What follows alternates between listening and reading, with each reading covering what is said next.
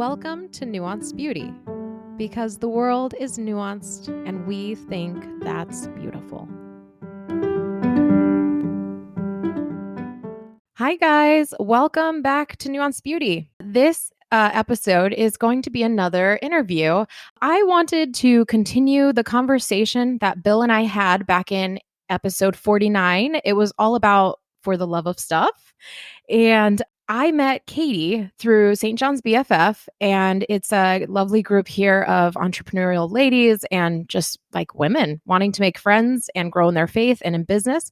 And Katy and I got to chatting, and she has a company called Messy Bestie. It focuses on making room for what matters by way of clearing your life and house of clutter. And I thought with springtime around the corner, it would be lovely to jump into an episode to continue this conversation about stuff. And with that, welcome, Katy.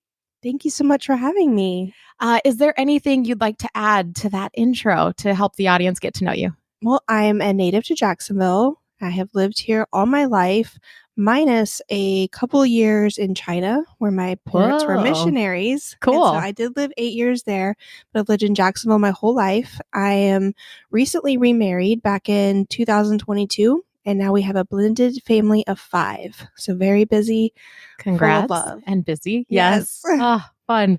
And let's hop in to the questions. The first one I had for you was if someone were listening today and they tended toward clutter, like if you stepped into their house, you might feel a little overwhelmed because it feels kind of cluttered, or their space kind of feels busy.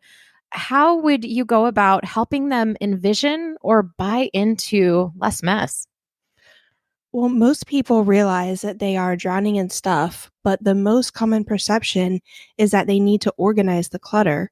They run out to buy organizing bins, thinking that will solve all their problems before they even know what will go in those bins, thus creating more clutter. Yeah. And if you feel like you're cleaning all day and have accomplished nothing, most likely you're just shifting stuff from one area to another, when in reality, the solution is to just get rid of it.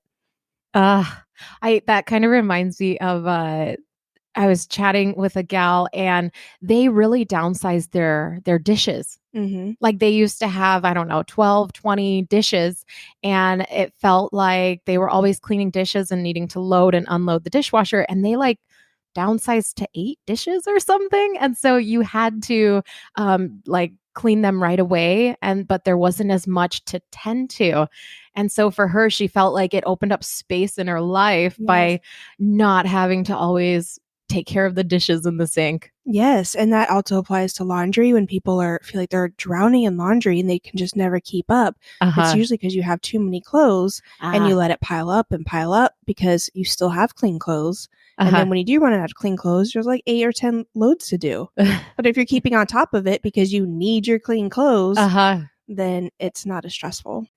So kind of in line with decluttering though, how would you draw out the sentimental value that people might hold with their belongings? Because I imagine that understanding what someone might value in their home is going to help them prioritize their space. And there's probably like a fine dance there. Yes. So sentimental items are the hardest for everyone, myself included, because if we keep everything, nothing is actually special. We must set aside the items that are truly special and stand out. For example, one of my kids loves to make cards for family members and friends. As a mom, of course, every card he's given me is special. But if I keep every single one, they would just get shoved in a box eventually, and I would never look at them again for years. If I keep a smaller amount and keep the ones that made me smile the biggest or laugh, I can keep them in a space where I can see it often and find joy, like tucked in a book beside my bed or in my planner. Absolutely keep the sentimental items, but only the ones that truly hold a special place in your heart. Okay. Okay. I can kind of that's so hard though, because you have two different like people. Like with your example and the kids, I'm just thinking about Zeke and he brings home the artwork from school and a lot of the time I throw it right in the trash. And so Mhm. he makes a point to tell Bill, this one doesn't go in the trash. Oh. And so we're kind of in that spot where it's like, oh, like, but you bring home so much of it. Can I get rid of a little bit, please? Right. And you can always tuck it away and then I slip it out later. Uh-huh. Out of sight, out of mind is always a There's good a rule. technique for that. Mhm. Yeah. So another thought I had is as we were talking and kind of preparing for this show, you brought up the hardship of cleaning out a loved one's space, like after someone passes away. And what have you learned, and what advice could you offer if somebody had to go through this experience?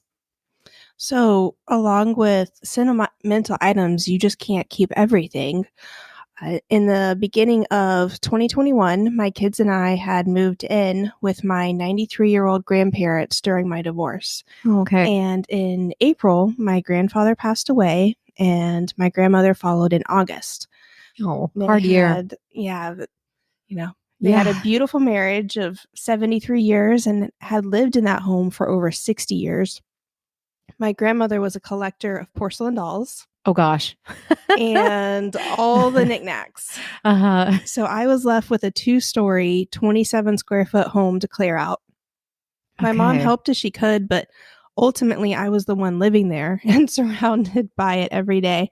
And let me tell you, hundreds of dolls staring at you is a great motivation to clear it out. This sounds like the making of a horror movie, just a little.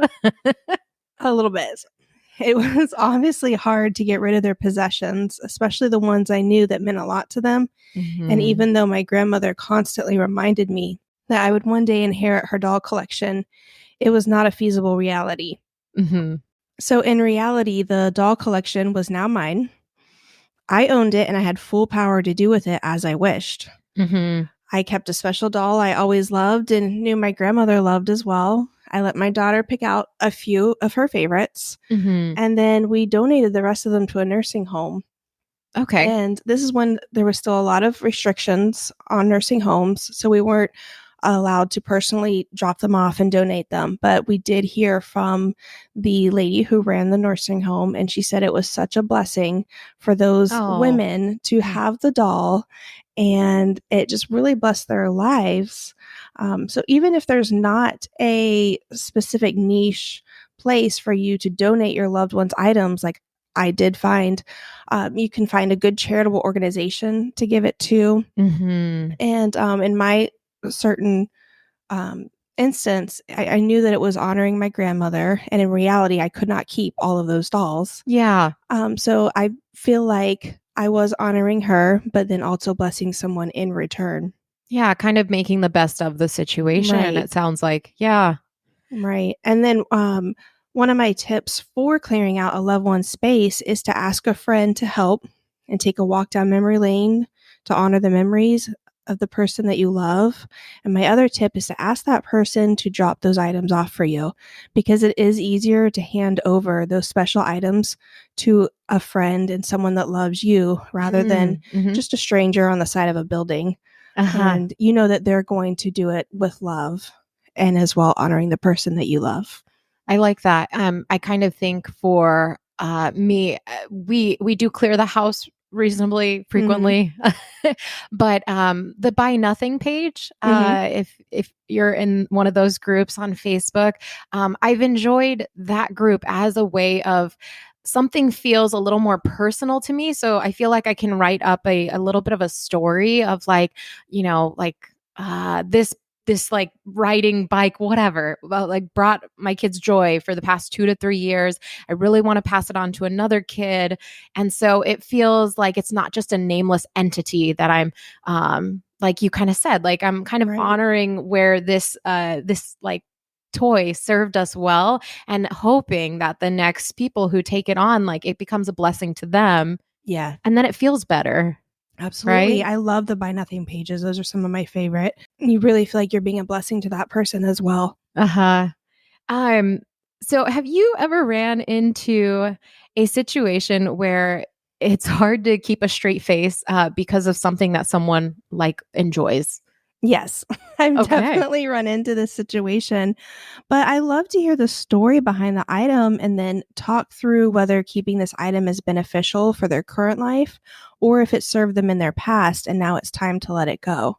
It's Hmm. always good to just talk through it, and it's helpful to be able to tell somebody what this item meant to you, but then when you're talking about it you might realize, oh well, that was in the past and it's not currently serving my life, so Mm-hmm. it is time to pass it on, Uh let it huh. go. I But yes. gotcha. Can you, without being too personal about anyone, can you share a particular random item? Let me think. I think somebody had a interesting collection of scissors. Oh, Just a lot of scissors. like just plain scissors, or were they like cool doodling scissors? They were into, sewing, and so Oh, they just had a lot okay. of different Yeah, different scissors. styles, and they Yeah. actually Mhm. worked a certain way or something. Yeah. So she did keep those, but we ended up saving the most special ones, and we put them in, like a shadow box because they Okay. were really special to her, so, Uh-huh. But yeah. that's funny because you're like over here with I could picture like having the toddler and the, elementary age kid playing with scissors. Right. It's How like kind of we have sweet. three scissors, but like we don't have a collection of desirable scissors to Yeah. keep. Okay. Okay, so the next story I wanted to kind of share and get your thoughts on. I watch Instagram Reels a good bit, mostly thanks to the husband. He's Mhm. my pursuer of Reels and sends them to me. But he shared a Reel that was like, here's why millennials are minimalists. And it shared like a person's house, and there were just knickknacks everywhere, and there wasn't any space to like move around. So it felt just really kind of overwhelming. But he also found a reel that kind of represented the opposite, which, in the spirit of nuance, it was one where it said, like, minimalism isn't my jam. I want my house to look like a wizard lives here. And there are souvenirs from all of my adventures. And I thought both of these painted a cool picture of like kind of the extremes, or how something that might be okay might become an extreme. Mhm. And I can, for myself, kind of reflecting on these two reels and self analyzing, um, I can see where staying tidy feels nicer and I'm not as cluttered, but I can also see where, life doesn't have to be picture perfect. And maybe I'm going about this too obsessively, or I'm spending too much energy trying to maintain this like decluttered space. So, have you navigated that? Do you wrestle with that one too? I do, and I'm definitely not a minimalist either, and I don't preach that you should be. I feel that the term minimalist feels so restrictive, and that isn't what life should be. I love a well decorated home that feels cozy with just the right amount of decor. And I even have knickknacks that have been passed down from my grandmother, but I love them and they make me smile. And it's about finding the balance of being surrounded by what you love, but still making sure that your living space can be lived in. With Mm, a clear dining table to eat at, a clear kitchen counter to prep food, and an uncluttered living room and bedrooms to be able to relax without the feeling of your stuff closing in on you. So it's kind of like yeah, functional meets loved and lived in. Right. My 7-year-old gave me a good one. It kind of shows me being slightly too obsessive. I cleaned his room one day, and then he came home and he just made a disaster. And that evening I'm like, come on, can't you like pick up? And he looked me in the eyes and he said, Mom, do you want me to live here? Or like, do you want me to actually enjoy these toys? Yes. So then I'm like, I had to check myself and be like, you're way too smart for your age, but also be like, yes, I want you to live here, but can we also tidy up in between playing with things? Right. Well, our family, we have a very strict rule. With 5 kids, we had to implement this. When I just had 2 kids, we did not implement this, and it was okay. But The level of but with 5, and I even see this like even if I had done it back when I had 2 kids, it would have kept things so much easier that you get one thing out to play with. As soon as you're done with that, you have to put it back. And it did take a few months to really implement maybe and get them to that. get it. But they very rarely now do we have to remind them, hey, I just saw you playing with the magnet blocks and now you're playing with Legos. You need to go put the magnet blocks up first. It has now become natural for them to, okay, I'm done playing with this. I need to put it up. Now I can play with my Legos. And that's going to help them throughout their entire life. Even at school, working on a project, when they're done with it, they need to clean everything up before moving on to writing a story. Just in everything with their life, as adults, if you're walking through your house and you're like, oh my gosh, I'm picking up this jacket, I'm picking up these shoes, and they're all mine. But if I had put my jacket up and my shoes up as soon as I took them off, I would not now be going back around, gathering everything and then putting it up. I still have to put it up either way. Might as well do it right away. Yeah. I like that. With the idea of kids in mind, let's focus in on kids and family and cleaning and that. Do you have recommendations for how often parents should declutter their kids' room?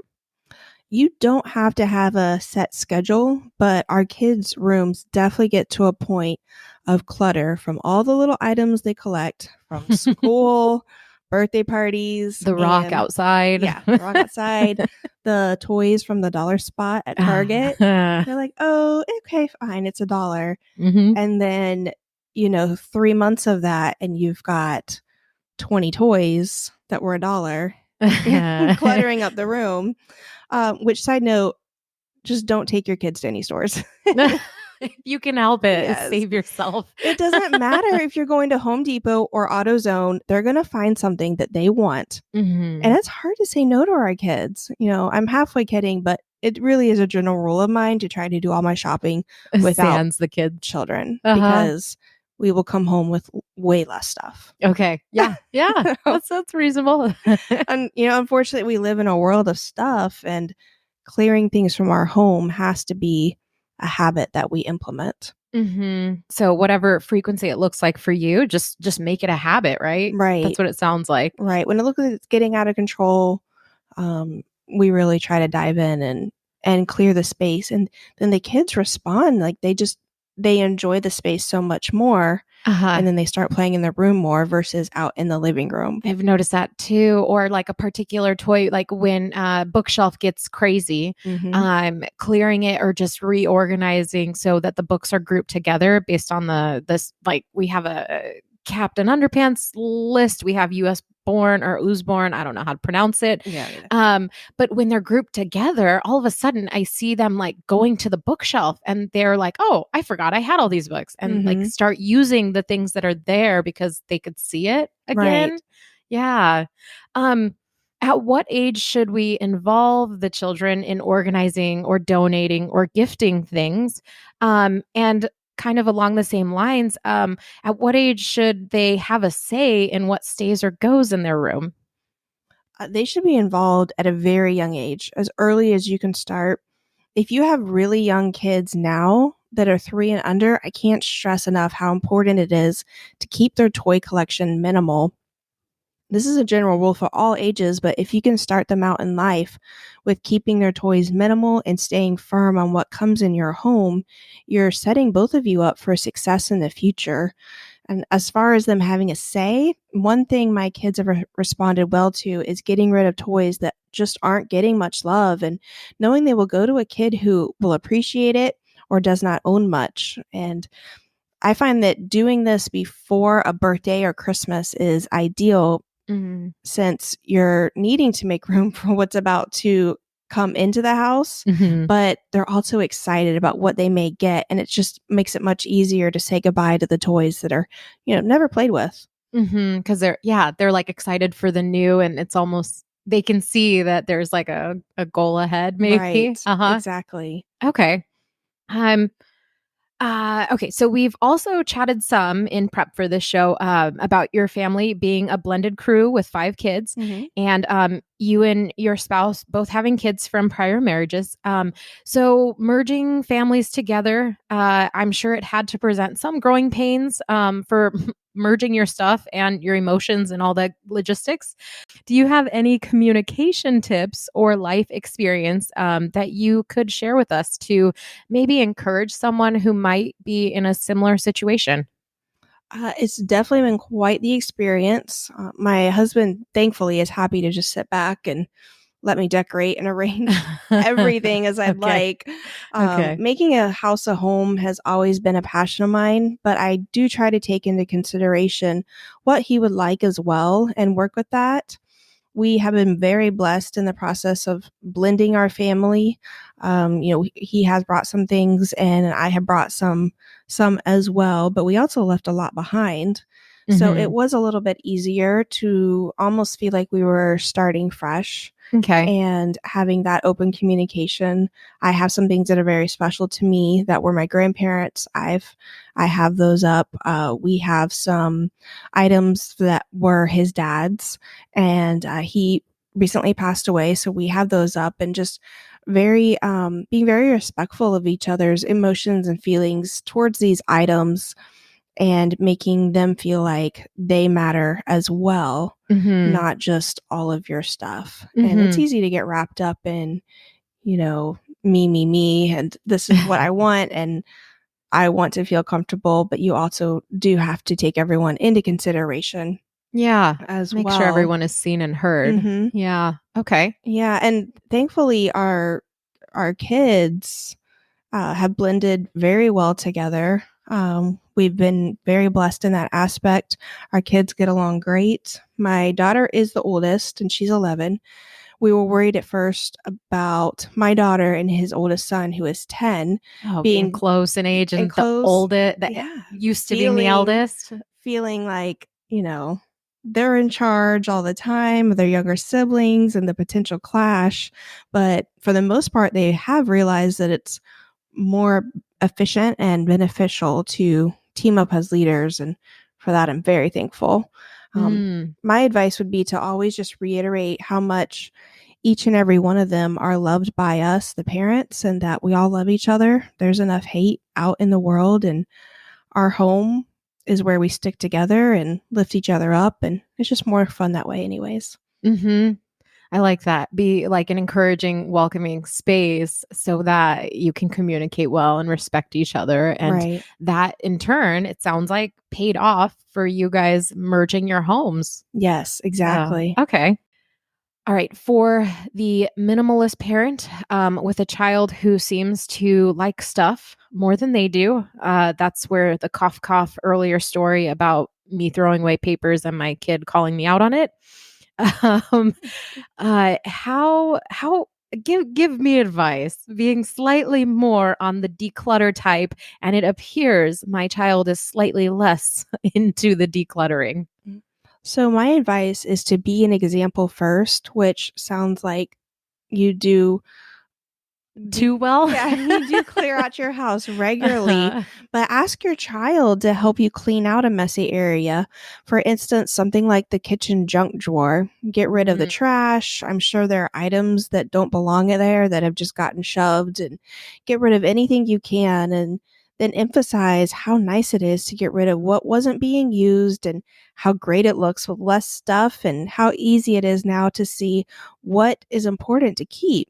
And then Mhm. when you need an item from that drawer, you can ask your child to get it for you and then reiterate how nice it is to have a clean and tidy space and how easy it was to find what they were looking for. Uh-huh. And if we teach our kids to appreciate a decluttered space, they will begin to want the same for themselves. Mhm. I like and I like the way you just I what I caught there was a little bit of repetition and Mhm. praise. Definitely incorporating that. That's a good idea. Right. And if you have an instance where, maybe your child has lost one of their favorite toys and you guys are frantically searching through the mess to find it, Mhm. you can kind of throw in a little comment there like, well, maybe if we start cleaning, we'll find the Find it easier. toy. And then Uh-huh. when you do find it, like, wow, see how easy it was to find it once we cleaned up and Uh-huh. we know where everything is. And if we put things back where they go, when we're done with them, we'll always know they're in that space. Uh-huh. Uh-huh. I like that. That's a teachable moment for sure. Yeah. Cool. Let's shift gears now and talk about launching your business, Messy Bestie. What led you to launch the company? Well, I started it as just something that I could do, being flexible with kids in school. I knew that I couldn't go get a 9 to 5 job once we blended our family because there's always going to be a kid sick or a dentist appointment or Oh, yes. Oh my something gosh. going Yeah. on.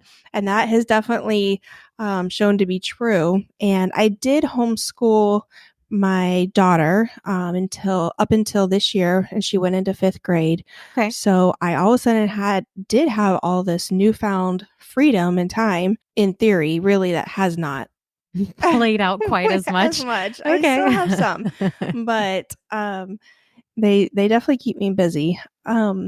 But then I realized how so many families are drowning in stuff Hmm. and they don't have the systems and the skills and habits put in place Mm-hmm. to make room for what matters and to keep their head above water and just feel like they're living and not just surviving. Hmm. Okay. Mm. And it sounds like obviously through chatting, like you've had some opportunities in your own experiences. So it must be kind of rewarding to like share that in a kind way and come alongside someone and help Definitely. them. Definitely. And seeing someone implement those skills and then just start making little changes in their life, and those little changes add up to really big changes. Hmm. It's just so rewarding to see Hmm. that I can help somebody. In a tangible way. Yeah. Exactly. Okay. That's awesome. Is there a niche market or perhaps like a unique offering that you hope to provide with your company to kind of shine against fellow competitors in the business? Yes, I don't consider myself an organizer, you quote. Okay. I don't want to just come in and fix your problem and leave. Without the proper systems and habits in place, your home will eventually return to its messy state if Mm, you're not keeping up with all of these skills. And I want to teach families how to keep their home tidy without constantly cleaning, and how to, again, make room for what matters in life. This involves everyone in the family, not just the mom, where it usually falls to. We all make a mess. Every single one of us in the family makes a mess, and we should all be responsible for the mess we make. Mom isn't always going to be there to clean up after you, and children need to learn at a young age to be responsible and clean up after themselves. This goes far beyond toys. Help clean up after dinner, put your plate up, load the dishwasher, help mhm, with laundry and yard work.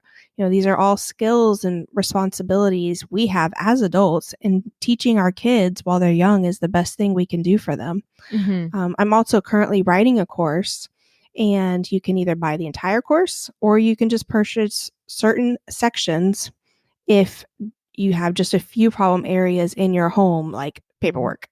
Oh, That's a okay. big one. Okay. You can follow me on Instagram to stay up to date on when the course is released. And I'm also working on my website and starting an email list. Okay. The last question I had, it goes into part of the heart behind Nuanced Beauty is getting into the details, the nitty gritty nuance, and still finding the beauty in it. And diving deeper into a topic comes from reading, at least that's Mm-hmm. one way, is picking up a book and reading a book. So, is there any books that you could recommend that inspired or influenced you in this realm? Yes, I suggest anything by Dana K. White. She is my go to, and I highly recommend her book. It's called How to Manage Your Home Without Losing Your Mind. And she literally starts with get the trash off your floor.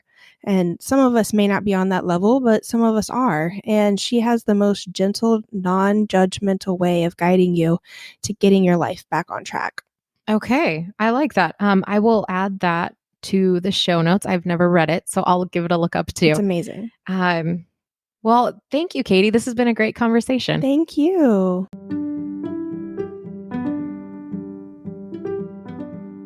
Thanks for joining us today. I hope you enjoyed this episode, and in the spirit of nuance, I hope you found something that you could agree with and you could disagree with, and still choose to lean in. Give us a follow, rating, and review, and consider sharing this episode with a friend to continue the dialogue and help us grow. Until next time.